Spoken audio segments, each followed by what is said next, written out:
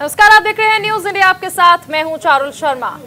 नमस्कार, मैं कुंदन जमैर। अपने बयानों के चलते सुर्खियों में रहने वाले उत्तर प्रदेश शिया सेंट्रल वक्फ बोर्ड के सदस्य वसीम रिजवी एक बार फिर से चर्चा में है।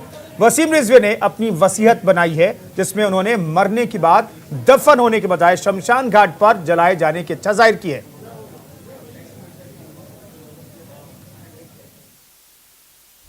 क्योंकि हिंदुस्तान और हिंदुस्तान के बाहर मेरी हत्या की जाने की और मेरी गर्दन काटने की साजिश रची जा रही है।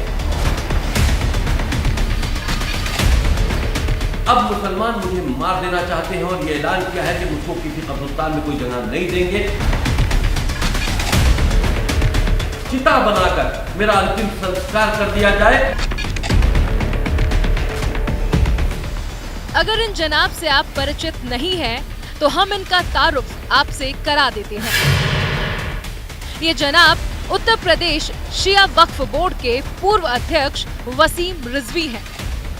रिजवी साहब वैसे तो 5 वक्त की नमाज अदा करने वाले पक्के मुसलमान हैं, लेकिन अपनी बेबाक राय के चलते इन दिनों मुस्लिम कट्टरपंथियों के निशाने पर हैं।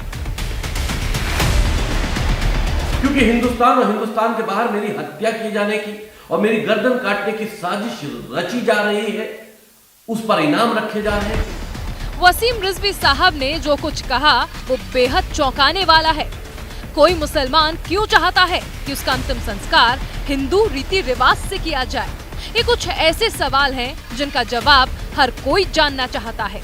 तो हम आपको बता देते हैं कि रिजवी साहब ने एक वसीयत लिखी है जिस पर मुस्लिम कट्टरपंथियों का पारा हाई हो गया है।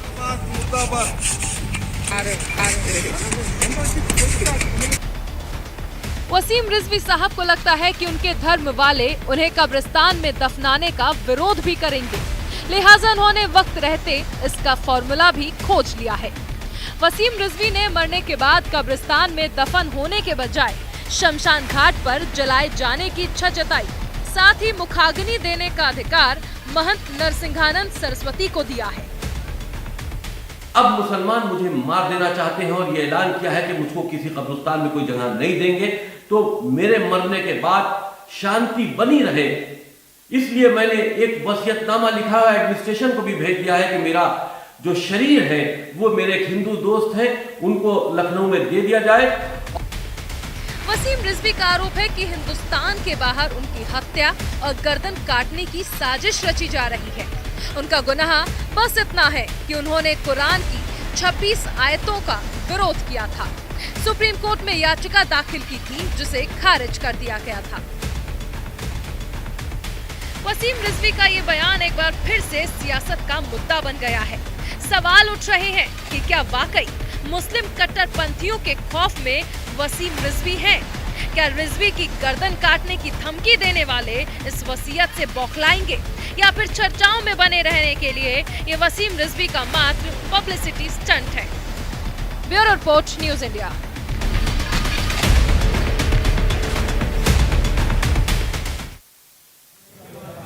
तो वसीम रिजवी ये कह रहे हैं कि उनकी मौत के बाद उनके शरीर को हिंदू दोस्तों को सौंप दिया जाए और उनका अंतिम संस्कार जला करके किया जाए, जैसा हिंदू रीति रिवाज में होता है।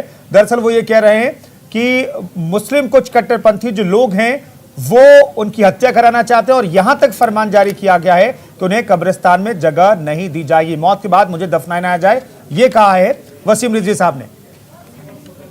और देखिए, इस वसीयत के बाद तमाम तरह के सवाल भी खड़े हो रहे हैं। हालांकि वसीम रिजवी ने यह आशंका जताई है कि उनकी हत्या करवाई जा सकती है, लेकिन कौन है ये लोग जो उनकी हत्या करवा सकते हैं? और ऐसे तमाम सवाल इस वसीयत के सामने आने के बाद उठने लगे हैं। बगावत से हालांकि वसीम रिजवी का पुराना नाता है, और ऐसे में अगर बात कर ले विवाद की, तो एक और विवाद ने उस वक्त जन्म ले लिया जब वसीम रिजवी की ये वसीयत सामने आई, जिसमें उन्होंने कहा कि वो ये चाहते हैं कि उनके मरने के बाद उनके शरीर को दफनाया ना जाए, जो कि इस्लाम में एक रीति होती है, एक रिवाज है। लेकिन उससे इतर जाकर जब रिजवी ने ये कहा कि वो चाहते हैं कि मरने के बाद उनको जलाया जाए, तो इसके बाद उनकी वसीयत पर कई तरह की चर्चाएं शुरू हो गई, और इसी चर्चा पर आज हम बहस भी करने वाले हैं। बिल्कुल, तो बड़ा सवाल यह कि वसीम रिजवी की दाह संस्कार वाली वसीयत क्यों है, ये हालात क्यों पैदा हुए? वसीम रिजवी ने आखिरकार ये क्यों कहा कि उनका दाह संस्कार किया जाए, उन्हें दफनाया ना जाए? इसके पीछे की वजह क्या है हम समझने की कोशिश करेंगे। दरअसल 26 आयतों पर कानूनी लड़ाई लड़ी थी उन्होंने, हालांकि सुप्रीम कोर्ट से वो याचिका खारिज हो गई थी, तब से वो कुछ खास लोगों के निशाने पर हैं, मुस्लिम समुदाय के निशाने पर है। ये तक कहा गया है गर्दन काटने वाले अब रिजवी वसीयत से बौखलाए हैं। दरअसल वसीम रिजवी खुद कह रहे हैं कि कुछ लोग उनकी गर्दन काटना चाहते हैं, साजिश चल रही उनकी हत्या की, और यहां तक कहा जा रहा है कि कहीं पर भी उन्हें कब्रिस्तान में दफनाने तक की जगह नहीं दी जाएगी। वसीम रिजवी कह रहे हैं, इसलिए वो कह रहे हैं कि मेरी मौत के बाद जब भी मौत हो तो उनके शरीर को हिंदू दोस्तों को सौंप दिया जाए और उनका दाह संस्कार कराया जाए हिंदू रीति रिवाज के अनुसार। और इसके लिए उन्होंने नाम भी तय किया जो मुखाग्नि देंगे, यति नरसिंहानंद सरस्वती को नामित किया है उन्होंने अपनी वसीयत में कि वो मुखाग्नि दें। तो इस मसले पर बातचीत करने के लिए वसीम रिजवी साहब खुद हमारे साथ मौजूद हैं, उनसे बातचीत करेंगे। यति नरसिंहानंद सरस्वती महामंडलेश्वर हमारे साथ जुड़ रहे हैं, उनका भी स्वागत है। और हमारे साथ मेहताब उस्मानी मुस्लिम स्कॉलर मौजूद हैं, तमाम मेहमानों का स्वागत है। पहला सवाल वसीम रिजवी साहब से। रिजवी साहब, ये हिंदू धर्म की परंपराओं में आस्था आपकी बढ़ रही है, आप चाहते हैं कि आपका दाह संस्कार किया जाए, आपको दफनाया ना जाए, इसके पीछे की वजह क्या है? देखिए, मैं सभी धर्मों का सम्मान करता हूं। हिंदू धर्म के जितने भी मानने वाले हैं उनकी देवी देवताओं का भी सम्मान करता हूं। मैं आए दिन मंदिर भी जाया करता हूं, और शिया जो हमारी शियत है हम उसका भी सम्मान करते हैं। देखिए, मैंने पहले भी कहा कि शियों को मुसलमान न समझा जाए। एक्चुअल में शिया मुसलमान नहीं होते।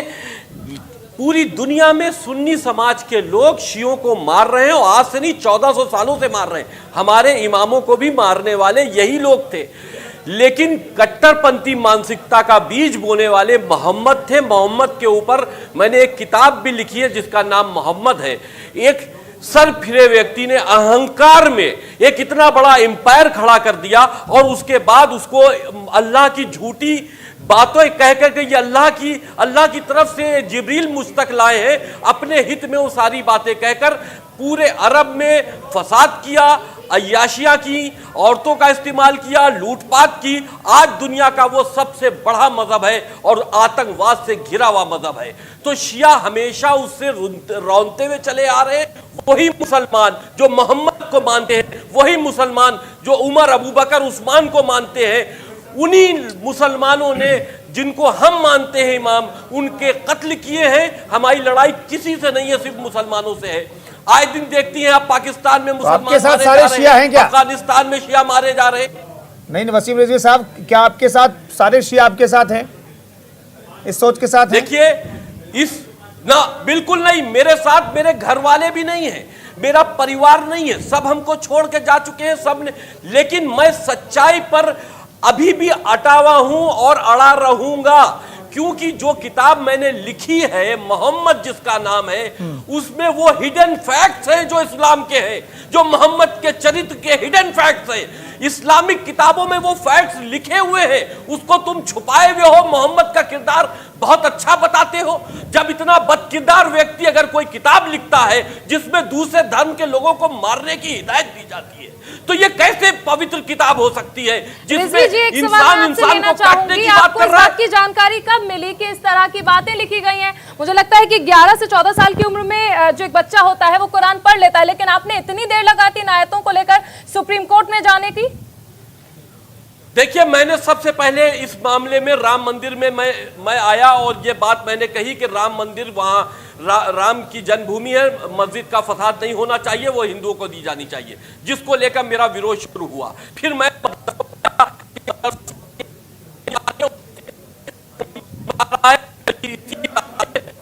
पूरे आतंकी शिक्षा लेकर कुरान से, और वो एक आतंकी मानसिकता रखने लगे हैं। उसके बाद फिर मैंने कुरान का अध्ययन किया, मैंने पाया कि उसमें लिखा है कि गैर मुसलमानों को जीने का कोई अधिकार नहीं है, उनको मार दिया जाए। फिर मैंने मोहम्मद का, जब कुरान का अध्ययन किया तो फिर मेरी मजबूरी थी कि मैं मोहम्मद का भी अध्ययन करता।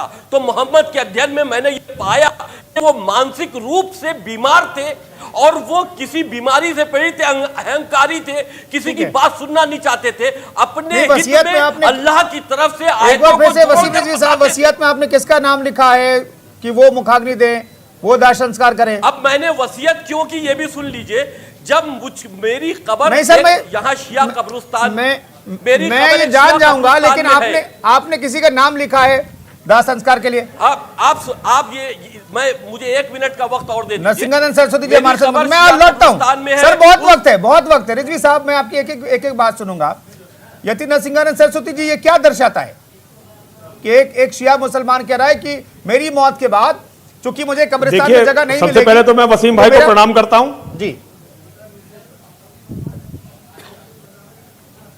मैं वसीम भाई को प्रणाम करता हूं। वसीम भाई ने पूरी मानवता की जो अमूल्य सेवा की है उसके लिए वसीम भाई मेरे लिए वंदनीय हैं। वसीम भाई जो कह रहे हैं कुरान हदीस, इनका अध्ययन करके मैंने भी इसी सत्य को प्राप्त किया था और मैंने इस्लाम का, कुरान का और मौलानाओं का सत्य मस्जिदों से और मदरसों से सीखा है। मैं वसीम भाई की बात से अक्षरशः सहमत हूं और वसीम भाई मानवता की रक्षा के लिए लड़ रहे हैं। वसीम भाई ने जो मेरे पर विश्वास जताया है, मैं समझता हूं कि इससे बड़ी बात एक व्यक्ति के जीवन में कुछ भी नहीं हो सकती। एक बात मैं आपके चैनल के माध्यम से यह बताना चाहता हूं, अगर कोई मौलाना ये चाहता है कि वसीम भाई की हत्या हो तो मौलाना अपना कफन का भी इंतजाम तैयार कर ले, क्योंकि मेरा नाम है नरसिंहानंद गिरी। और वसीम भाई को अगर किसी ने छूने का प्रयास किया, वो सारे लोग मारे जाएंगे, कोई भी बचने वाला नहीं है। किसी को भी हम जिंदा नहीं छोड़ेंगे अगर किसी ने वसीम भाई की हत्या की। और इस मंच का इस्तेमाल आप किसी को धमकी देने के लिए मत कीजिए, आप अपनी बात रखिए, किसी को धमकी बंद कर अपना।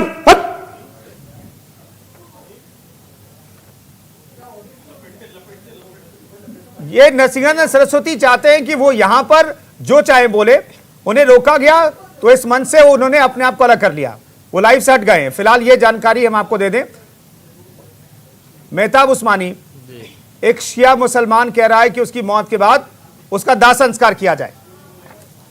देखिए, अभी तक का रिकॉर्ड है 1400 साल में 56 मुस्लिम कंट्री में किसी की इतनी औकात नहीं हुई कि वो कुरान पे सवाल उठा दे, और ना ही मोहम्मद साहब पे कोई उंगली उठा दे या उनके चरित्र पे। एक दो कौड़ी का कब दिया? एक दो कौड़ी का आदमी, एक दो कौड़ी का जिसे सारे समाज ने ठुकरा दिया है, जिसको लात मार के बाहर निकाल दिया शिया समाज ने, वो मोहम्मद साहब पे उंगली उठाएगा? आपकी औकात नहीं है रिजवी साहब, आपकी औकात नहीं है। जैसे बहुत से लोग हैं जो ये विचार रखते हैं, लेकिन आप लोगों की कट्टरपंथी मानसिकता की वजह से बोल नहीं पाते। आप बताइए कि कुरान में क्यों सही लिखा है और क्यों मोहम्मद सही नहीं कर रहा है, इसलिए आप घर का अरे समाज गया ऐसी तैसी में नहीं,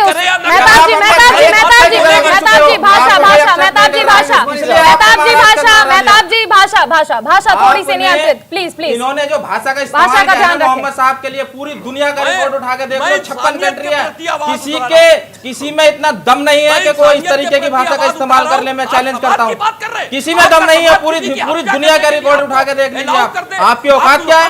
आप करोगे चैलेंज? मोहम्मद को चैलेंज करोगे आप मोहम्मद को चैलेंज करोगे? पूरी दुनिया का रिकॉर्ड उठा के देख लो, पूरा शिया समाज ने आपको ठुकरा दिया है।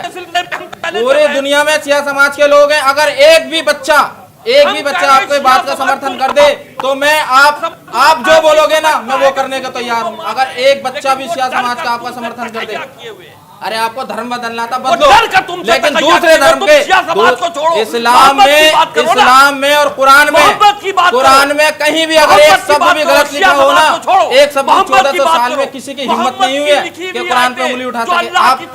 आपको ढंग से कुरान पढ़नी नहीं आती और आप कुरान की तिलावत करने की बात करते हो। आपको तो कुरान पढ़नी भी नहीं आती ढंग से और आप तर्जुमे की बात करते हो कुरान के। आपको तो कुरान पढ़नी भी नहीं आती, दुनिया में आई है, आपको तो कुरान पढ़नी भी नहीं आती, आपको कुरान पढ़नी भी नहीं आती। मोहम्मद पे उंगली उठाएंगे, मोहम्मद पे उंगली उठाएंगे, आप उनकी नाखून के बराबर नहीं हो। का कातिल क्यों ना माना जाए? आप आप अपनी लेवल से बहुत ऊपर की बात कर चुके हो, ये सिया समाज को भी पता है। है। लेवल के ऊपर की बात नहीं, इंसानियत के प्रति छोटी सी राजनीति के लिए इतने मत गिरो कि मिट्टी नसीब ना हो तुम्हें जमीन पे। उस्मानी साहब वो मोहब्बत की बात कर रहे हैं। बताओ उस्मानी साहब, रिजवी साहब तो मोहब्बत की बात कर रहे हैं। मोहब्बत की बात। अरे आप मुझे एक जवाब दीजिए, जो इस्लाम में हो आज उसको अचानक कैसे याद आ गई कि इस्लाम गलत है, मोहम्मद गलत है? स्टडी की गई, 50 साल में आपको याद नहीं आई, 50 साल बाद कैसे याद आ गई? उस्मानी साहब इस सवाल हम पहले भी ले चुके हैं रिजवी साहब से, ये सवाल पहले भी लिया जा चुका है रिजवी साहब से, कितनी देर क्यों लग गई इन्हें? एक मानसिक रोगी ये बात कर सकता है और कोई नहीं। ये मानसिक रोगी हैं और कुछ नहीं है। सिया समाज ने ठुकरा दिया इनको, मुस्लिम समाज ने ठुकरा दिया इनको, इनके पास सहारा नहीं था कोई, इन्होंने महाराज जी का सहारा ले लिया। रिजवी साहब एक सवाल हमारा भी सुन लीजिए। अरे लावारिस होते, लावारिस का मतलब समझते हो? जिसका कोई ना हो, जिसका परिवार छोड़ गया हो, जिसके बीबी बच्चे छोड़ गए हो, जिसको समाज ने छोड़ दिया, वो लावारिस है। जी रिजवी साहब, अभी शुरुआत में आपने कहा कि आप हर धर्म को मानते हैं, लेकिन यहाँ तो आपका इस्लाम ही आपको कबूल नहीं कर रहा है, फिर आपको कैसे लगेगा कि कोई और धर्म में आपको जगह मिलेगी? जब अपने घर वाले निकाल रहे हैं तो कहीं और कहाँ पे आप आश्रय ढूंढ रहे हैं सर? अरे भाई, इस्लाम को हम धर्म मानते क्या है? जब जिसकी बुनियाद कत्ल करने के ऊपर आधारित हो, जिसकी बुनियाद लूट के लिए आमादा करती हो, तो इस्लाम को कैसे माना जा सकता है? तो क्या आप मोहम्मद साहब को गाली दोगे? कुरान में एडिटिंग करोगे? अरे मोहम्मद साहब कैसे करोगे आप? जो उनका चरित्र क्यों करोगे आप? जब आप मुसलमान नहीं है तो आपको हक किसने दिया? मोहम्मद के कुरान की आयतों को चेंज करने का हक किसने दिया? तुम्हारी किताबों से बोलने का हक किसने दिया? किताबों से। अरे हमारा धर्म करना है। जब आप मुसलमान तो आपने अपनी किताब बुखारी में लिखा हुआ है कि मोहम्मद शराब पीते थे। मुझे इस बात का जवाब दो, आपको ये करने का हक किसने दिया? मोहम्मद का शराब पीते हुए फोटो बना दिया, डूब के मर जाओ आप, साहब डूब के मर जाओ। ये बोलने से पहले डूब के मर जाओ आप, मोहम्मद साहब और शराब। अरे डूब के आपको मरना चाहिए। तुम्हारे बाप दादा खानदान में किसी में हिम्मत है तो दिखा दो, डूब मरूंगा मैं तुम्हारे सामने। अगर उस्मानी साहब मैं रोक रहा हूं। वसीम रिजवी साहब का तो फोटो ही नहीं है, आप शर्म नहीं आती आपको ये बोलते? वसीम रिजवी साहब, सर भाषा का ध्यान रखिए ना सर। सारे दोनों अखाड़े में नहीं है आप, देखिए दोनों केस से हम उम्मीद करेंगे कि आप देखिए धर्म के खिलाफ कुछ मत बोले, किसी का भी धर्म हो। रिजवी साहब गुजारिश है, हम चर्चा करेंगे, एक एक पॉइंट पर चर्चा करेंगे, लेकिन किसी के धर्म के खिलाफ इस तरीके से मत बोलिए। पहली चीज है। दूसरी चीज है, वसीम रिजवी साहब आपने तो बहुत कोशिश कर ली 26 आयतों को हटाने की, आप सुप्रीम कोर्ट तक गए, लेकिन वहां पर भी आपको सफलता नहीं मिली। क्यों नहीं मिली? देखिए नहीं मिली, किताब में कैसे बदलाव कर सकते हैं? मैं कामयाब नहीं हुआ। अब सुनिए ना जवाब। क्या आप समझते हैं कि सुप्रीम कोर्ट ने याचिका खारिज कर दी तो मैं कामयाब नहीं हुआ? वो आयतें अब दुनिया में पढ़ी जा रही हैं, कम से कम उस पर डिबेट हो रही है, लोग वो गैर मुसलमान समझ रहे हैं कि इन किताबों में तुमने क्या छुपा रखा। रिजवी जी, आज हमने उसका पर्दाफाश कर दिया। रिजवी जी, आप ये बताइए, ऐसा कौन सा पक्ष है आपका कि सुप्रीम कोर्ट भी समझ नहीं पा रहा है, आपका अपना इस्लाम नहीं समझ पा रहा है? कोई नहीं, आपके घर वाले आपको छोड़ के चले गए, आप बोल रहे हैं ऐसा क्या पक्ष है कि कोई नहीं समझ पा रहा है, सिर्फ आप समझते हैं? अरे तो भाई एक बात ये बताइए कि सुप्रीम कोर्ट ने धर्म के इशू को लेते हुए मान लीजिए हमारी रिट खारिज की, तो हमने उसको कबूल किया, लेकिन कम से कम उस बात के ऊपर पूरी दुनिया में आज चर्चा तो हो रही है कि 26 आयतें ऐसी हैं जिसमें गैर मुसलमानों को कत्ल करने के लिए अल्लाह के रसूल ने चर्चा हो रही है, यही कामयाबी मान रहे हैं। ये सिर्फ चर्चा में बनने के लिए इन्होंने ये काम किया था। अरे भाई चर्चा में क्या लीजिए, जब मैंने अपनी बात 1400 साल में आज तक का रिकॉर्ड है दुनिया में, एक से एक बड़ा आलिम पैदा हुआ है, एक से एक बड़ा मौलाना पैदा हुआ, लेकिन किसी की औकात ये नहीं हुई कि कुरान पे उंगली उठा दे या कुरान की आयतों पे उंगली उठा दे। ये ढंग से कुरान पढ़नी नहीं आती इनको, चले हैं कुरान की आयत चेंज कराने। सुन लो रिजवी साहब, सुन लो पहले मेरी बात, आप बोलोगे नहीं बीच में, बात सुनो मेरी पहले, आप मेरी बात सुनो। जिस दिन आपने कुरान की एक भी आयत हटवा दी ना, उस दिन मैं इस्लाम छोड़ दूंगा। और आपका जूता और मेरा सर। आज मैं इस मंच से कह रहा हूँ, जिस दिन आपने एक भी आयत हटा दी ना, उस दिन मैं इस्लाम छोड़ दूंगा और आपका गुलाम बन के रहूंगा जिंदगी में। अब एक हटवा के दिखा दो, खुला चैलेंज दे रहा हूं मैं आपको, एक आयत हटवा के दिखा दो, एक आयत की मानसिक 20 आयत तो बहुत दूर की बात, एक हटवा के दिखा दो, चैलेंज है आपको, खुला चैलेंज है, एक आयत हटवा के दिखा दो, 20 तो बहुत बड़ी बात है। हिंदुओं को क्यों भगाया? मैं क्या कह रहा हूँ, आप इधर की बात उधर मत करो, आप सीधे अपने मुद्दे पे आओ, आप आयत हटाने की बात करते हो, आप एक आयत हटवा दो, मैं आपका गुलाम बन के रहूंगा। गलत बर्ताव क्यों किया? दुनिया ये अभी आपका मौजूद नहीं है, जो आप कर रहे हैं वो कुरान मौजूद नहीं है रिजवी साहब, कुरान पढ़ के आप आतंकवादी बन रहे हैं। कम से कम ये दुनिया समझे तो कि आपका एजेंडा क्या है। अरे वसीम रिजवी साहब, ये तो मेहताब उस्मानी एक दावा कर रहे हैं कि आपने तो कुरान की एक आयतें नहीं पढ़ी है और 26 आयत हटाने की आपने मांग कर दी और आयतों का आप हटाने की बात कर रहे हैं। भाई एक बात सुनिए, कैसे कोई बदलाव कर सकता है? अगर पढ़ी ना होती, अगर हमने पढ़ी ना होती, इन्हीं ने पढ़ा है, हमने समझा है, ये सिर्फ पढ़ के चले आए हैं, हम समझ के आए हैं। हमने सुप्रीम कोर्ट में रिट दाखिल की है तो उसमें लिखा है, ट्रांसलेशन समेत लिखा है, हमने सब पढ़ा है। मोहम्मद की पर्सनल लाइफ को पढ़ा है तो किताब लिखी है और इन्हीं की किताबों से पढ़ा है। ये पब्लिसिटी स्टंट पाने के लिए ड्रामेबाजी मत करो, पब्लिसिटी स्टंट क्या होता है यार?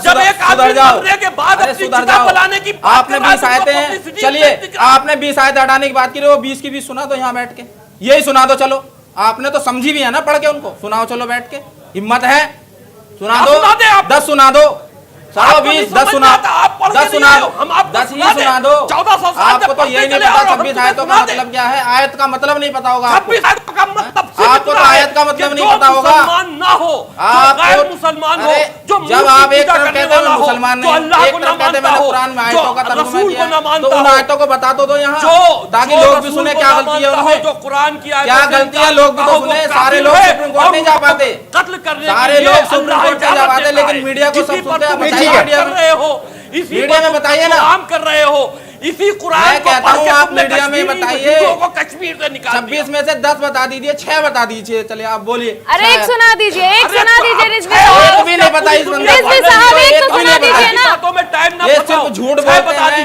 ये पब्लिसिटी पाने के लिए ये ड्रामा रचते हैं कि लोग हमें जाने। काहे की पब्लिसिटी, काहे की पब्लिसिटी तो है ही, मेरी गर्दन आपको जानता कौन था, कौन जानता था नाम रख रहे हो? एक मामूली सी सियापा बोर्ड का चेयरमैन बैठ के कहता कुरान की आयतें चेंज कर दो। अरे 1400 साल में दुनिया के किसी हिम्मत नहीं हुई। रिजवी साहब एक सवाल आप ऐसे बयान देते क्यों है कि धमकियां आती हैं आपको गर्दन काट दी जाएगी या आपको इस्लाम से बेदखल कर दिया जाएगा? कौन बोलेगा? इंसानियत के लिए कौन बोलेगा? हमने अगर कोई बात पढ़ी है तो हम बोले भी नहीं। आप जो संवैधानिक देश में रहते हैं, संविधान से चलता है ना देश तो संविधान से चलता है ना। आप सुप्रीम कोर्ट गए, वापस आ गए ना। यहाँ संविधान से कहाँ चल रहा है? यहाँ आप देश के कानून पे भी सवाल उठाएंगे क्या? आप देश के कानून पे उठाएंगे क्या सवाल? कहाँ मुसलमान चला रहे हैं? आपने देखिए, सुनिए रिजवी साहब, आपका परिवार आपके साथ नहीं है। रिजवी साहब, आपका परिवार आपको छोड़ के जा चुका है। आप बताइए मेहताब जी, परिवार साथ छोड़कर जा चुका है, इस्लाम धर्म कबूल नहीं कर रहा है, दूसरे धर्म में जाना है, वहाँ पे कोई कबूल नहीं कर रहा है। हमने इनको मना नहीं किया, जो धर्म चाहे अपनाने, लेकिन यहाँ बैठ के इस्लाम की बुराई ना करें, यहाँ कुरान की बुराई ना करें, यहाँ मोहम्मद साहब की बुराई ना करें, जो धर्म चाहे अपना ले, हमें कोई एतराज नहीं है। ऐसे आदमी को तो हम अपने धर्म में वैसे भी स्वागत नहीं करते, ऐसे को धक्के मार के निकाल देते हैं हम, चलो निकलो बाहर, हमें जरूरत नहीं है आप जैसे हमें ढोंगी मुसलमानों की जरूरत नहीं है, आप जैसे ढोंगी मुसलमानों की जरूरत नहीं है, भाषा रिजवी साहब, भाषा ढोंगी मुसलमानों की जरूरत नहीं है हमें। और आप मुझे इतिहास उठा के दिखा दो कि कोई मुसलमान हिंदू हुआ हो और उसने ये कहा हो कि गीता में ये गलत है, ये पुराण में ये गलत है, ये वेदों में ये गलत है, तो मैं एक बयान सुनवा दो मुझे आप। नहीं रिजवी साहब, शिया में क्या दाह संस्कार होता है? क्या शिया मुसलमानों का दाह संस्कार होता है क्या? रिजवी साहब, कि तुम मेरी रिजवी साहब पर छोड़ ला दो। रिजवी साहब, शिया मुसलमानों में दाह संस्कार होता है क्या?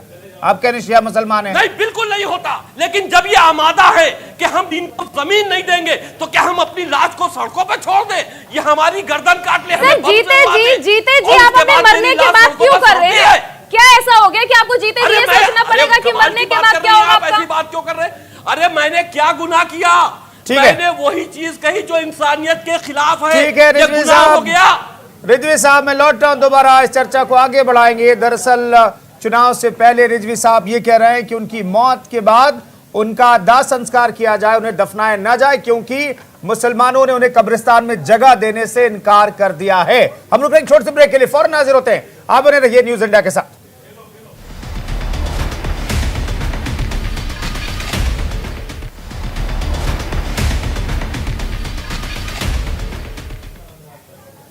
तो ब्रेक के बाद स्वागत है आपका। एक बड़ी बहस इस वक्त चल रही है, आखिर वसीम रिजवी ये क्यों चाहते हैं कि मरने के बाद उनका दाह संस्कार किया जाए, उन्हें दफनाया ना जाए।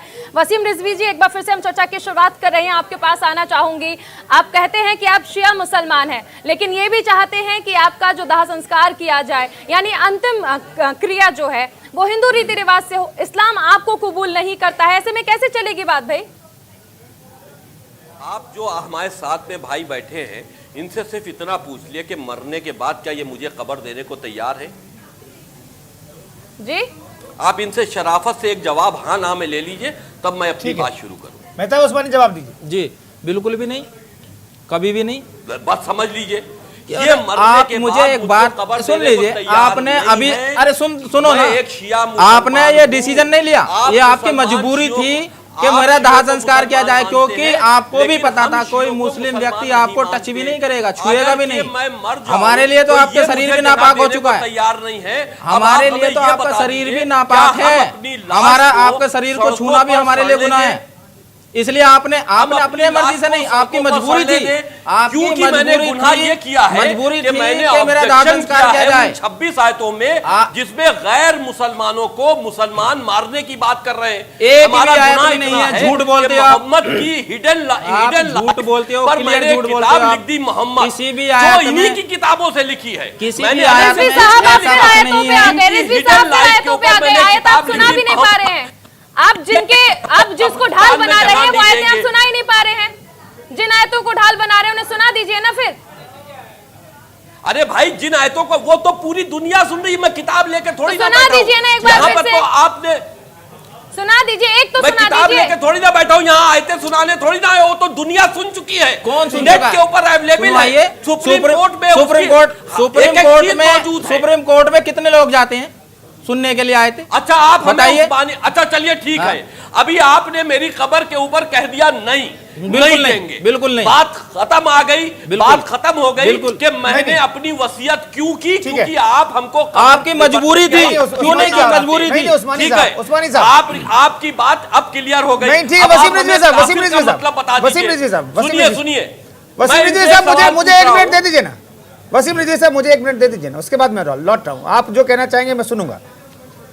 वसीम रिजवी कह रहे हैं कि आप जमीन नहीं देना चाह रहे हैं। आप इस मंच पर कह रहे हैं उस्मानी साहब कि हम जमीन नहीं देंगे कब्रिस्तान में। आप कह रहे हैं टच भी नहीं करेंगे क्योंकि नापाक हो गए। तो क्या हमें कोई धर्म ये सिखाता है क्या कि किसी की मौत हो गई और उसकी लाश को हम ऐसे छोड़ दें क्योंकि वो नापाक है, हम उसको जमीन नहीं देंगे? धर्म नहीं सिखाता, लेकिन तो आप क्यों- जिस धर्म, सुन लीजिए, तो पहले जो मैं जिस पूरी धर्म- बात कर दूं अपनी, लेकिन आप जिस धर्म में हैं, जिसने उस दो धर्म को बनाया है, आप उसको गाली देंगे, बोलना मना उसको है। गलत बोलेंगे। और जिस बोलना मना किताब है। से धर्म मैंने चल रहा गाली नहीं है, दी। सुन लीजिए, मैंने पहले objection जिस किया। किताब से धर्म मैंने चल रहा है, गाली कब आप किया? उसको गलत objection बोलोगे किया। तो फिर तो हमारा objection आपका करना मना हमारा है रिश्ता किसी क्या रह धर्म में? जाएगा? आप ये बताइए, फिर आपका हमारा रिश्ता धर्म क्या में रह जाएगा? ऑब्जेक्शन करना मना हैं? है। आपका अगर कोई हमारा धार्मिक आपने ग्रंथ कुरान है, को झुटला उसमें दिया, कोई चीज आपने गलत मोहम्मद लिखी साहब को हुई है, झुटला दिया, तो हमने आपका हमारा objection रिश्ता किया, क्या वो है? गलत है। अरे कुरान और मोहम्मद यानी से तो कि धर्म ही चल बोलने रहा का है। अधिकार नहीं और देता किससे चल रहा है मुसलमान। धर्म? आप मुझे तीसरी यानी कि चीज बता बोलने दीजिए का कि इस चीज से धर्म चल अधिकार रहा है। इस्लाम भी नहीं इस्लाम देता। चल किससे रहा है? आप अगर मुझे हम बताइए। बोल दिए तो अब हमें तुम जगह नहीं इस्लाम दोगे चल ना। किससे रहा है? कुरान से और मोहम्मद साहब से, दो चीज से। उनको ही अरे कहते हैं अगर गलत है। मान लो हमें अब उस जब पर दोनों गलत है आपत्ति आपके लिए, तो आप इस्लाम में शामिल कैसे हो गए? आपत्ति है, आप इस्लाम के हो कैसे गए? हमने नहीं तो उसको क्या हटाने दाह के संस्कार बाद कीजिए, क्या अच्छी बात है। इस्लाम और कुरान ये कोई सिखाता है? इंसानियत नहीं के नहीं लिए नहीं, गलत उस्मानी है। साहब, क्या अगर हम इस्लाम और बोल कुरान दिए, सिखाता है तो ये क्या कि मेरा कोई आपके गुनाह धर्म हो के गया? खिलाफ बोले, वो आपके धर्म का ही है अरे तो उसको भाई, जमीन नहीं आप देना नहीं है, बोले। कब्रिस्तान में जगह नहीं देनी है? एक सवाल धर्म के खिलाफ बोलना अलग बात है, काफिरों वो बहुत लोग बोलते हैं, लेकिन धर्म को गलत बताना, मोहम्मद साहब को गलत बताना और कुरान को गलत बताना, वो अलग बात है। इन्होंने वो गुनाह किया है जो आज तक दुनिया में कोई कर ही नहीं पाया 1400 साल में।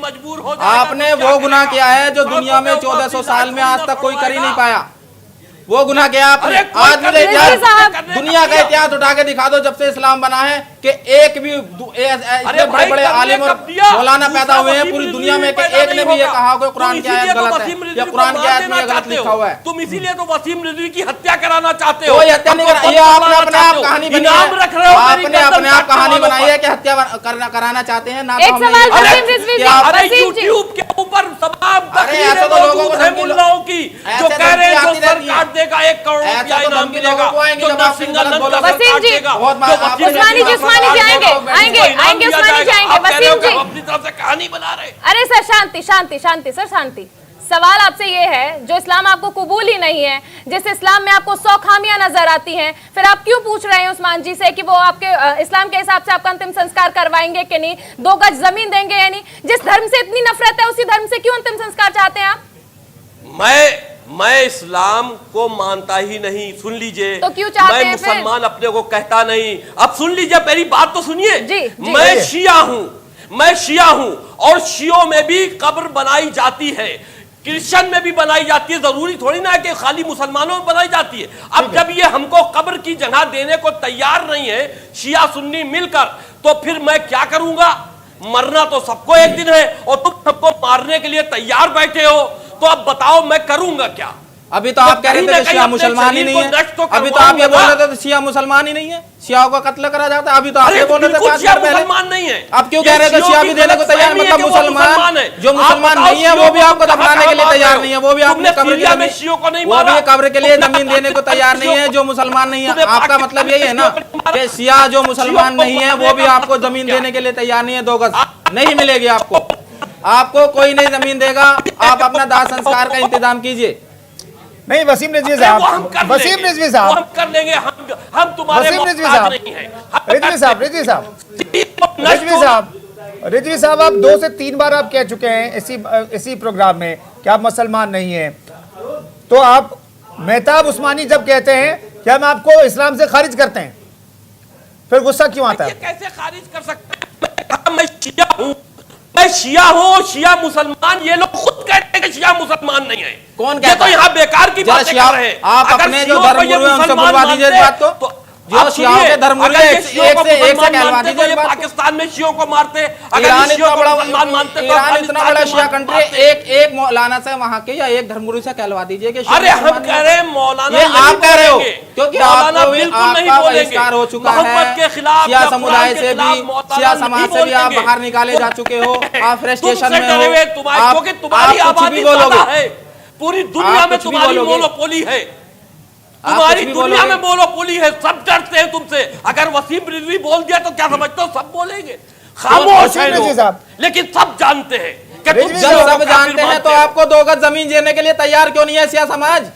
सब जानते अरे हैं तो आपके भाई बारे में, तो अगर 2 तुम गज जमीन 2 गज देने को जमीन तैयार नहीं क्यों नहीं दोगे तो है? हम चलो तुम्हारी मुस्लिम समाज ने जमीन के बहिष्कार कर मोहताज दिया भी तुम्हारा, नहीं। लेकिन शिया समाज को हम दे तुम्हारी सकता है, जमीन के उन्होंने भी बाहर मोहताज भी निकाल नहीं दिया है। आपको। हम अपना दाह संस्कार करा लेंगे, जिसका सगा हम अपनी बेटा चिता बनवा के जिसकी उसमें अग्नि दिलवा सगा देंगे। बेटा हम उससे बात तुम्हारी करने के जमीन लिए के तैयार मोहताज नहीं है, है। उसको मुसलमान लेकिन अपना बाप तुम्हारी कहने के लिए असलियत तैयार नहीं, के ऊपर से पर्दा उससे उठाते शर्मनाक रहेंगे। बात क्या होगी? जब तक जिंदा है तुम्हारी असलियत, वसीम अरे रिजवी जिधर साहब, हो हम कोई कुछ करने वाला नहीं है। रिजवी साहब आपके प्रति इतनी नफरत क्यों है, क्या वजह है? अरे मैंने असलियत खोल दी, मैंने ये कह दिया कि गैर मुसलमानों को क्यों मारते हो, हिंदुओं को काफिर समझकर क्यों उनकी हत्या करते हो। सर ये तो मैंने सवाल सबसे असलियत पहले खोल दी। रिजवी साहब मैंने पूछा था आपसे, इतना वक्त क्यों लग गया? 11 से 14 साल में एक बच्चा पाक कुरान को पढ़ लेता है, आपको इतना समय लग गया इस बात का एहसास होने में कि कुरान में क्या समझाया जा रहा है? आपका सवाल बिल्कुल जायज है। कुरान को समझने की नौबत शुरू हुई राम मंदिर के इशू से, वरना सभी लोग समझते थे, पढ़ते थे, हम भी पढ़ते थे, लेकिन समझने की जरूरत नहीं थी। लेकिन जिस वक्त राम मंदिर का इशू आया तब मैंने इन बातों को समझना शुरू किया। आपने अपने और बच्चों राम को मंदिर समझा में दी ये हमने बातें, अपना स्टैंड हिंदुओं आपने के पक्ष में इस्लाम लिया। की कमियां उसके अपने बाद बच्चों को कुरान समझाई, और कुरान के अपनी बाद बीवी को समझाई, इन सब पर आपने स्टडी इस्लाम की करने के कमियां बाद अपने मैं बच्चों बोला को हूं। समझाई, कुरान की कमियां अपनी बीवी को समझाई, बच्चों को समझाई, हाँ या ना बताइए? समझाई आपने? आप इतने साथ थे उनके साथ, सबको समझाई, फिर नहीं छोड़ के समझ क्यों में आई? गए? तुम्हारे समझ में आई? फिर छोड़ के क्यों गए? तुम्हारे आपको? समझ में आई या नहीं आई? मतलब आप गलत थे, तुम्हारे समझ में आई? आप गलत थे, वो सही थे। आप गलत तुम्हारे थे, वो सही समझ थे में कि आई या आपके नहीं सगे आई? बेटे ने अगर भी मेरी आपकी बीवी बात नहीं मानी। समझती तो मैं समझ लूं कि वो आपकी बीवी ने वो आपकी हम बात नहीं गलत मानी, हैं। आपकी मेरे औलादों बच्चे ने नहीं आपकी समझते बात तो हम नहीं समझ मानी, ले इसका हम मतलब आप गलत गलत हैं। थे। हम क्यों अपने को आप गलत गलत थे। समझ ले? तुम्हारे समझ में क्यों नहीं आई? धिक्कार करता हो अपने बाप पे तो उससे शर्मनाक अरे ठीक है, सब करे, दुनिया करे, हम अकेले ही सही, फिर आप लेकिन ये हम क्यों अकेले कहते हो तुम्हारे लिए कि आवाज हम शिया बुलंद समाज करते से रहेंगे? हैं, तुम शिया इंसानियत समाज का हमारा कत्ल है, कर रहे हो, शिया समाज आपका मुसलमान नहीं पूरी है। दुनिया में मैं इंसानों को चलिए मार साहब, रहा है, पूरी रिजवी दुनिया साहब, एक और साथ एक सवाल, मार रहा है, रिजवी साहब एक सवाल, रिजवी साहब एक बात बताइए, अब आपको क्या लगता है घर वापसी करेंगे क्या? इस्लाम आपको कबूल ही नहीं कर रहा है। आप कहते हैं कि आप शिया हैं और शिया मुसलमान नहीं है, जबकि शिया एक संप्रदाय है जो कि मुसलमानों में ही है। तो फिर ये अलग सी जो थ्योरी सर आपने बनाई हुई है, क्या आगे का आपने सोचा हुआ है? घर वापसी कर लीजिए आपको अगर इस्लाम कबूल नहीं है, और बल्कि इस्लाम आपको कबूल नहीं कर रहा है। बात सुनिए, मुझे इस्लाम कबूल करे ना करे, मैं इस्लाम को मानता ही नहीं। जब उसका इस्लाम को लाने वाला फ्रॉड था तो मैं उस इस्लाम को क्या मानूं? पहली चीज। दूसरी चीज यह है कि शिया इनसे अलग है। हम शियत के ऊपर एतिकाद इसलिए करते हैं, मेरी चाहत है उन लोगों से जिनको इन लोगों ने बेगुनाह कत्ल कर दिया, हम उनसे चाहत रखते हैं, उनसे मोहब्बत करते हैं। अब रही मेरे धर्म की बात, मैं इंसान हूं, मैं इंसान हूं, इंसानियत का धर्म रखता हूं, ये जानवर है। क्योंकि अगर हमने सवाल पूछ लिया तो ये मुझको मरने के बाद भी मुझसे बदला लेंगे, तो इससे जालिम कौम कौन हो सकती है? अब तो आपको डरने की जरूरत नहीं, आप तो दाह संस्कार होगा आपका, आपको डरने की क्या जरूरत है? तो अब आप क्यों परेशान है? जब आप जमीन नहीं दोगे तो दाह संस्कार तो कराएंगे ही, आपको डरने की दाह जरूरत नहीं संस्कार है। कराएंगे ही, लेकिन तुम्हारे अपने बच्चों मोहताज को थोड़ी ना समझाना, रहेंगे। अपने बच्चों कि को मरने के समझाना बाद मेरे कि कुछ जब लोग भी वो तुम्हारे उनके बाप जोड़ेंगे, दादा जमीन तो दे दिया बताएं तो मर गया। कि हमारे बाप ने हम इस्लाम तुम्हारे छोड़ दिया था। मोहताज ना आज है ना कल रहेंगे। रिजवी साहब एक चीज मैं जानना चाहता हूं कि आपकी फैमिली ने आपका साथ क्यों नहीं दिया? मेहताब उस्मानी एक बेसिक सा भाई सवाल पूछ देखिए- रहे हैं सर, पूरी बात सुन लीजिए। हाँ, सुनिए। मेहताब उस्मानी साहब ये एक बेसिक सा सवाल पूछ रहे हैं कि देखिए अगर मेरा कोई पॉइंट ऑफ व्यू है तो मैं समाज को बताना चाहता हूं, तो पहले हम क्या करते हैं? पहले हम अपने परिवार को बताते हैं कि देखिए ये पॉइंट ऑफ व्यू है, वो सहमत है तो आगे बढ़ते हैं, फिर आप अपनी कॉलोनी में, फिर समाज में, फिर शहर में, फिर देश में जाते हैं। आप अपनी फैमिली को नहीं समझा पाए और आप बाहर निकल करके ये पूरी चीजें जो है आप समझाने की कोशिश कर रहे हैं पूरे विश्व को, तो क्या आपकी शुरुआत ही गलत नहीं हो गई?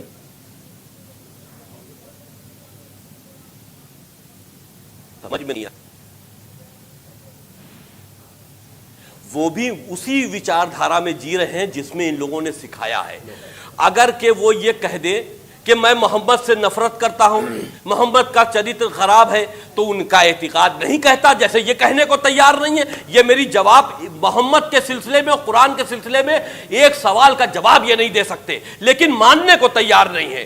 तो उसी तरह मेरा परिवार मानने को तैयार नहीं है। तो अगर कोई परिवार मेरा मान नहीं रहा है तो क्या मैं परिवार की बात मान लूं? नहीं तो आप क्या उम्मीद करते हैं इसके बाद? सर देखिए, जिसका परिवार उस्मानी साहब एक छोटा सा सवाल, फिर इसके बाद क्या अरे उम्मीद करते हैं? परिवार का क्या मतलब है? परिवार कोई ऊपर रिजवी से साहब, थोड़ी ना इसके आया बाद है। तुम्हारे ही क्या उम्मीद? मुआशरे का तो परिवार है। रिजवी साहब इसके आगे फिर क्या उम्मीद रखते हैं आप परिवार को नहीं समझा पाए, परिवार नहीं समझ पाया, इससे आगे क्या उम्मीद है वसीम रिजवी को? हाँ देखिए, वसीम रिजवी को ये उम्मीद है आज नहीं कल मेरी लिखी हुई किताब लोग पढ़ेंगे, समझेंगे। आज नहीं समझ रहे हैं, एक दिन जरूर समझेंगे। ये हिंदुओं का बहुत बड़ा कत्लोआम करना चाहते हैं, ये फौज बना रहे हैं। अरे कितना खून का दरिया बहाओगे? जब बहा चुकोगे तब तुम में से ही वसीम रिजवी पैदा होंगे और सर, तब अपनी तुम किताब वसीम में रिजवी आयतों की का बात जिक्र किया है समझोगे आपने? कि इस्लाम नफरत का मजहब है। रिजवी साहब अपनी किताब में आयतों का जिक्र किया है? बिल्कुल किया है, आयतों का भी जिक्र किया है, वजाहत भी की है, मोहम्मद के चरित्र के बारे में भी लिखा है। चलिए इस्लाम की कोई एक आयत ही सुना दीजिए। मैं उस्मानी साहब की बात पे नहीं जाऊंगी, नहीं उन 26 आयतों का जिक्र करूंगी, कोई एक। हाँ तो सुनिए, मैं बता रहा हूं कि जब 4 महीने रमजान के गुजर जाएं, पाक महीने गुजर जाएं। अरबी में ये तर्जुमा मुझे, अरे अरबी तुम्हारी ऐसी तैसी में गई, पहले समझो ना। अपना मत सुनाओ ये तर्जुमा, तो अपना अपने घटिया सोच में सुनाओ मुझे। आप तर्जुमा सुनाओ कुरान का, पहले कुरान क्या है सुनाओ, उसके बाद तर्जुमा, तब सुनूंगा मैं। रिजवी अपनी साहब, तरफ से कहानी मत बताओ, रिजवी अपनी साहब, तरफ से कहानी मत बताओ, रिजवी पहले साहब। अरबी में बताओगे, अरे फिर भाई हिंदी में। एक बात बताओ, मैं पहले अरबी में बताओ, जो आदमी अरबी का 4 अक्षर नहीं जानता वो तर्जुमा गलत है या करेगा। सही है? आपको शर्म नहीं ये आती कौन सी बोलते बात अपनी होती तरफ है? से? आप कोई बात अपनी समझने तरफ को से तैयार कुछ ही भी नहीं हो। मैं बोलूं, आप हमें मैं यहाँ बैठ के बोलूं, बोलूं कि ये वसीम रिजवी का कैरेक्टर बहुत खराब है, ये तो गुंडा था, ये तो बदमाश था, ये तो औरतों को छेड़ता था, तो आप मान लोगे मेरी बात? दुनिया भर मेरी की बात बातें मान लोगे? मैं एक किताब लिख देता हूँ वसीम रिजवी के ऊपर, आप कुरान मैं एक और किताब लिख देता हूँ वसीम रिजवी के ऊपर, मैं बिल्कुल अरबी नहीं वसीम पढ़ा रिजवी हूं। गुंडा था, मैंने बदमाश जो भी था, ये किताबें था, तो पढ़ी मान हैं, लोगे आप? हिंदी में पढ़ी है, अंग्रेजी मान में लोगे इस बात को? 1400 साल में बिल्कुल अरबी नहीं 1400 साल में कितने मैंने हिंदुओं ने भी किताबें कुरान पढ़ के translation देखा, में कुरान पढ़ी की है और तिलावत करी, आज तक translation उन्होंने ऑब्जेक्शन नहीं तुमने उठाया। किया है। तुम्हारी क्या औकात है भाई? आप उस कैसे ऑब्जेक्शन उठा translation दोगे? जो तुमने किया मैं है। दिखा दूं रिजवी कुरान साहब, के कितने रिजवी हिंदू हैं साहब, जिन्होंने उस्मानी कुरान पढ़ी है। साहब, उस्मानी साहब, रिजवी साहब, कुरान के बारे में आपने बहुत कुछ बोला, बहुत सारी आयतों का जिक्र किया जिन्हें आप सुप्रीम कोर्ट लेके गए। एक आधार है आयत का, ला इलाहा इल्लल्लाह मुहम्मदुर रसूलुल्लाह, आप इतना तक नहीं सुना पाए और आप यहाँ पर कुरान पर सवाल उठा रहे हैं। आप अब तक क्यों नहीं सुना पाए? फिर अब तक क्यों नहीं सुना पाए? सिर्फ एक आयत का जिक्र था, सिर्फ एक आयत नहीं सुना पाया। ला इलाहा इल्लल्लाह मुहम्मद रसूलुल्लाह अब सुना रहे हैं सर, अब सुना रहे हैं। अब से पहले आप सिर्फ क्यों नहीं बोले? क्यों नहीं बोले जब वो इतनी देर से उस्मानी साहब बोल रहे थे? आप खुद ऐसे बयान देते हैं कि आपके सवाल उठे। लेकिन सवाल इस बात का है कि मैं यहाँ पर अरबी में बैठ के समझाने नहीं आया हूँ। आपके आप अपना पक्ष नहीं रख पा रहे हैं, आप अपना पक्ष रख नहीं पा रहे हैं, मुझे नहीं पता कि आपको बोलना क्या है। अरबी के बजाय अगर हम ये काम हिंदी में किसी वही आलिम चीज का कर होता रहे है, हैं, मौलाना तो का इनको होता क्यों है, नहीं समझ ये में आपके आता बस की कि काम इनकार कहाँ है? कर दे कि आपको ये तो अरबी झूठी की किताबें आयत लिखने से फुर्सत नहीं है, लोगों के चरित्र पे अरे भाई ये इनकार objection कर दे कि उठाने ये से कुरान की फुर्सत आयत नहीं नहीं है। है। उस्मानी साहब, एक हिंदी में बेसिक बता रहे सवाल हैं, जो है इनकार वसीम करें। रिजवी बार बार उठाते रहते हैं, बेसिक सवाल मैं इससे जानना चाहता हूँ जी। वो 26 आयतों का जिक्र करते हैं और कहते हैं कि भाई उन 26 आयतों में नफरतें बोई जाती हैं, बच्चों को जब पढ़ाया जाता है तो उनके मन में हिंसा घर कर जाती है, नफरतें बोई जाती है। ऐसा है क्या, या पूरे कुरान में कहीं पर ऐसी बात है क्या कहीं पर? मैं तो जानता नहीं, लेकिन मैं जानना चाहता हूँ। मैं आपको फैक्ट बताता हूँ जी। 1400 साल से और अब तक मुझे लगता है कि इतनी बार कुरान पढ़ा गया होगा, इतनी बार हम बोल भी नहीं सकते अपनी जुबान से। और खाली मुसलमानों ने नहीं, हिंदू लोगों ने भी बहुत पढ़ा है। पुराने जमाने में कुरान की तिलावत करके देखते थे वो भी क्या गलत है क्या सही है, ठीक है ना। अगर कोई कमी होती, अरे सुन लीजिए विद्वान जी, सुन लीजिए, इतने बड़े विद्वान नहीं हो भी, आप सुन लीजिए। अगर उसमें कमी होती, अगर वो हिंसक बनाता तो आज 56 मुस्लिम कंट्री है दुनिया में, सब मार काट के मर जाते, आपस में मर जाते नहीं। जब 1400 साल में कोई कमी नहीं निकाल पाया कुरान की आयतों में, तो ये 14 दिन के बंदे कैसे निकाल देंगे जिनको 14 आयत का तर्जुमा याद नहीं है, जिनको कुरान याद नहीं है, जिनको हदीस याद नहीं है, ये बैठे हैं। इनसे मैं पूछूं, आपने आपको ये पता है? अरे सुन लीजिए, के अंदर काफिर का अल्फाज है और काफिर का अभी तो मैंने काफिर बोला ही नहीं आपको, अभी तो काफिर बोला ही नहीं मैंने आपको, क्योंकि हम काफिर बोल नहीं सकते किसी को। आप लाइव अभी तो मैंने काफिर बोला भी नहीं आपको, अभी नहीं बोला मैंने। आप उसी आयतों को निकालने की बात कर रहे हैं जिसमें ये लिखा है कि किसी को भी काफिर बोलना नहीं है। अरे भाई, जो मैं आपसे सवाल पूछ रहा हूँ आप उसका उस्मानी जवाब साहब, क्यों नहीं वसीम देते? रिजवी साहब पूछ रहे हैं काफिर का जिक्र है कि नहीं कुरान में? मतलब क्यों नहीं बताते? सुन लीजिए, काफिर का मतलब आप बताइए। काफिर अल्फाज कुरान मजीद का है, आप हमें उसका मतलब आपने कुरान पढ़ा है? मैं बताऊंगा काफिर का क्या मतलब होता है, वो भी बता दूंगा आपको। आपको मुझे लगता है शायद आपने कुरान पढ़ा नहीं और 26 आयतों के लिए आप सुप्रीम कोर्ट पहुंच गए। बता दीजिए आप मुझे सुन लीजिए, मैं काफिर का मतलब बता रहा हूँ ना, काफिर का मतलब समझ लो आप। घुमाइए नहीं, आप लोगों में यही आदत है कि आप घुमाते हैं। घुमाने, मैं तो सीधे बता रहा हूँ। अरे मैंने घुमाने की बात नहीं, हमें भी जानने दीजिए ना। सुन ही नहीं सकते। सुन भाई, काफिर का मतलब आप मैं बता दूं, अगर कुरान पढ़े, काफिर का मतलब होता है जो इस्लाम में है, बैठा हुआ है, नमाज पढ़ने नहीं जा रहा है, नमाज पढ़ने नहीं जा रहा है, बैठा है साहब, तिलावत नहीं कर रहा है, बैठा है साहब। सुन लीजिए पहले यार, पहले सुन लो, आपको मतलब ही नहीं पता, इसका मतलब आपको कुछ नहीं पता। आपको अब मुझे देखो पूरी बात करने नहीं देंगे, पूरी बात ही नहीं करने देंगे। अल्लाह एक है, ये न माने। आपको ये पता है वादा शरीक ये पता है ना कि उसका शरीक नहीं है दुनिया में कोई, वो अकेला ही है। क्या उसको आपको तो ये भी नहीं पता है? आपको पता है इसका मतलब वादाहू ला शरीक लहू लहुल मुल्क, पता है इसका मतलब? आपको जीरो नहीं पता, और आप 26 आयतें लेके वहां पहुंच गए। अरे कुरान तो पढ़ लेते ढंग से पहले, क्या कहोगे हमें? कुरान तो पढ़ लेते ढंग से पहले, जो अल्लाह को रसूल को कुरान पहले कुरान तो पढ़ लेते ढंग से। यार कैसी बात, कुरान का भी आपको एक अक्षर याद नहीं है, और यहाँ बैठ के बहस करने लगे हो कि मैं 26 आयतें बदल दूंगा। मतलब बताओ भाई, कुरान खाली हिंदुस्तान में नहीं पढ़ी जाती, पूरी दुनिया में पढ़ी जाती है। 56 कंट्री है मुस्लिम, बदल दोगे आप? 56 कंट्रियों का रूल बदल दोगे? 56 कंट्रियों का रूल बदल दोगे आप? बदल दोगे आप? तो मैंने और बड़ी बात नहीं बोलता, मैंने अभी भी बोला था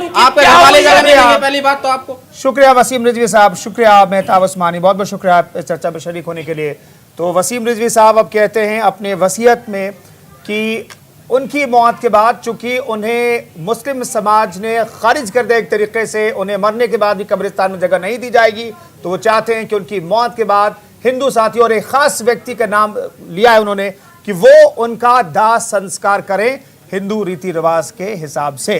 फिलहाल इस खास पेशकश में इतना ही। आप बने रहिए न्यूज़ इंडिया के साथ।